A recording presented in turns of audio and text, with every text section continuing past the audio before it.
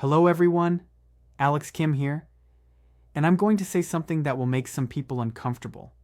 If the monetary system is cracking the way it looks like it is, then the question, when do I sell my gold and silver, might be the wrong question.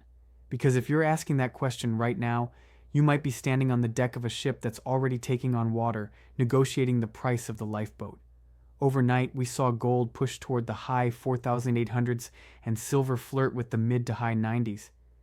And I know what that does to the mind. It triggers that voice that says, "This is the top. I should take profits." That voice isn't crazy. It's trained by decades of fiat thinking, decades of charts priced in a currency that's losing purchasing power. But here's the question. What if the thing you're measuring your metals against is the thing that's failing? What if the goal isn't to cash out into paper, but to carry real money into the next chapter and swap it for assets when the ratios make sense? The mainstream financial world hides reality behind fancy words. They don't say the system is wobbling. They say liquidity event. But this week, a billionaire hedge fund figure sat down at a global gathering and basically said, the monetary order is breaking down. When someone at that level says it, you should lean forward because that's a signal. When fiat currency is created, it is created as a liability. It's born from debt. Gold doesn't have that shadow. Silver doesn't have that shadow. There's no counterparty that can default and take your money with it.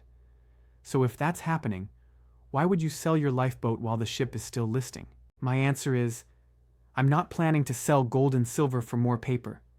I'm planning to exchange gold and silver for real assets when the ratio becomes ridiculous in my favor. Selling for fiat assumes fiat is the destination. If the monetary order is breaking down, fiat is not the destination. Fiat is the bridge or the trap. You don't measure wealth in how many dollars do I have. You measure it in how much real stuff can I claim without begging a bank. Land. A business. Productive equipment. A rental property. A farm. A stable home with no debt. We are on a monetary Titanic. Most people are dancing because the music is still playing. But you and I can feel the vibration under the floor. Gold and silver are the lifeboats. If you knew the ship was going down, you would not throw the lifeboat overboard because someone offered you casino chips for it. You sell when the lifeboat can buy you something better than safety. You exchange it when it gives you control, stability, and long-term productivity. And that leads to the practical framework I promised. I use 3 filters. Filter number 1 is the system signal. If bond markets are breaking, currencies are being devalued, and central banks are hoarding gold, the system signal is flashing red. That's not a time to reduce your insurance. Filter number 2 is the ratio signal. Instead of asking, is gold high? Ask, what does gold buy? How many ounces of gold buys a house in your area? How many ounces of silver buys a reliable vehicle? If those ratios swing to historical extremes, meaning real assets become cheap in gold terms, that's when you start exchanging. Filter number 3 is the personal signal. Your life matters.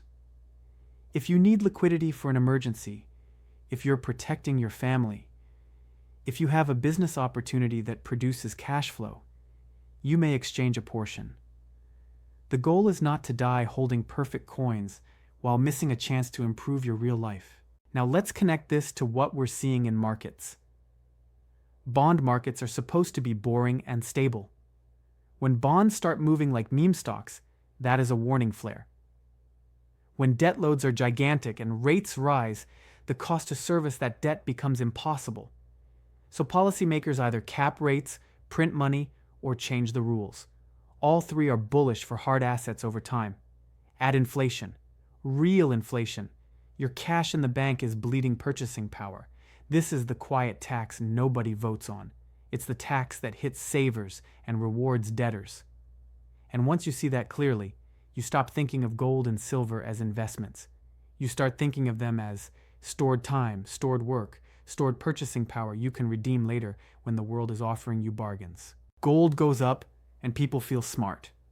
Gold goes down and they feel stupid. That emotional roller coaster is a fiat mindset.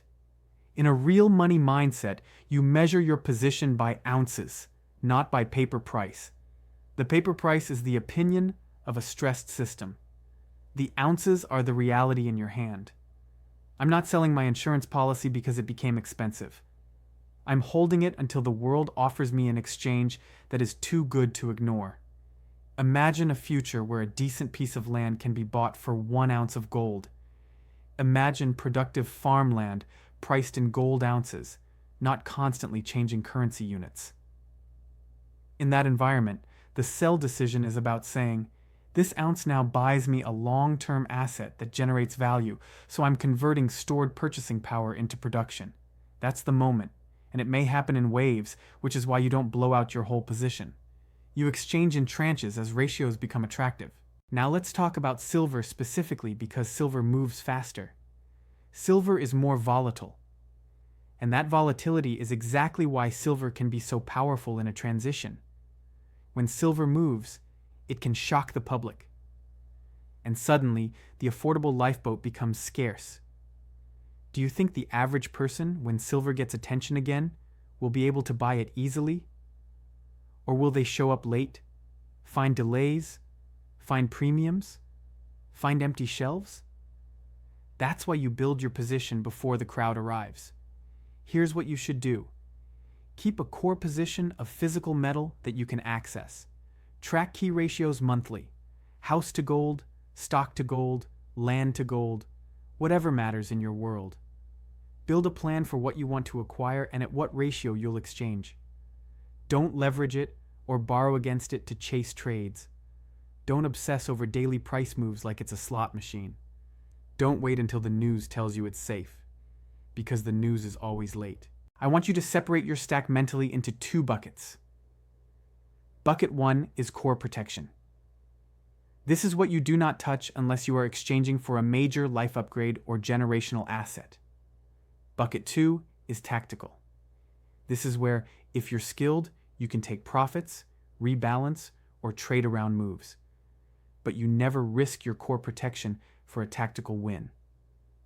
This keeps you from doing the all-or-nothing move that destroys people psychologically. When someone at the macro level says central banks are changing behavior, ask, what are they holding instead? The answer is gold, not because it's trendy, because gold is the asset with no counterparty risk that has been used as settlement across empires, wars, and collapses. If central banks are doing it, you should at least respect the direction of the flow. When monetary systems break, they don't break in a clean line. They break in phases. First, confidence erodes quietly. Then markets send strange signals. Then authorities respond with solutions that create new distortions. And then, almost suddenly, the public realizes the game changed. The question is not whether that moment will come. The question is, will you be positioned before it becomes obvious? Here's a simple rule for when to exchange a portion without regret. Exchange when 3 things line up. First, the ratio is favorable in your world. Second, the asset you want is high quality and actually available.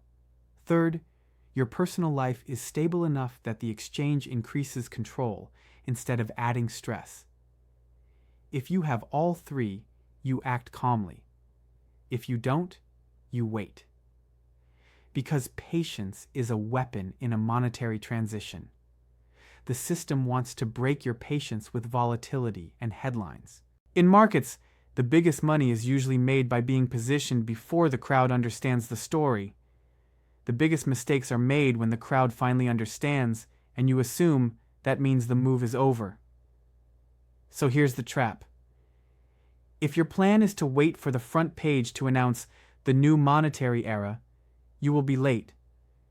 By the time the average person believes the currency is being diluted, the dilution has already happened. By the time the average person believes metals matter, the easy physical supply has already been absorbed. So, am I selling my gold and silver? Not into paper. I'm holding. I'm watching ratios. And I'm preparing to exchange into real assets when the opportunities are historic. Stop asking, is gold expensive? Start asking, what does gold buy? Because this isn't a normal cycle. It's a credibility cycle. And when credibility goes down, people demand real things, not more promises. Now I want to hear from you in the comments. First question. When you think about your metals, do you think in price targets or what it can buy? Tell me which mindset you're in right now. Second question. If the monetary order is shifting, what's the first real asset you'd exchange metals for? Land, a business, a home, equipment, something else? I want to see what this community values. If you got value from this, subscribe so you don't miss the next update. Hit like if you want more content on timing, ratios, and real asset exchanges. Keep your head, keep your plan, keep watching the signals. The next phase will not be gentle for the unprepared. Write your plan down, tell your family the basics, and keep some liquidity for life. Because the goal is security, not stress. Take care of yourselves. Take care of each other. I'll see you in the next one.